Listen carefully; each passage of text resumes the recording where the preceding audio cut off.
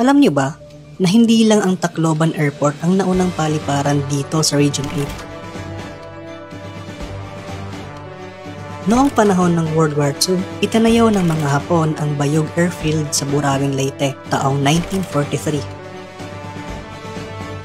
Isa lang itong simpleng paliparan. May isang runway, ilang taxiways, at revetments na nagsilbing proteksyon ng kanilang mga eroplano. Ginamit ito ng mga Hapon bilang base ng kanilang operasyon.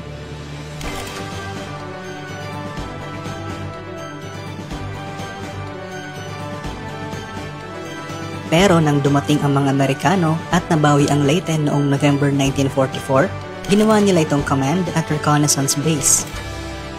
Pagkatapos ng digmaan, isinara ang airfield.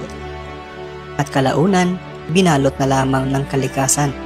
Ngayon, makikita mo na lang itong parang karaniwang taniman at bukirin. Kaya bago pa man kilalanin ang Tacloban Airport bilang gateway ng Eastern Visayas, nariyan na ang Bayog Airfield, isang tahimik pero mahalagang bahagi ng kasaysayan ng Samar at Leyte.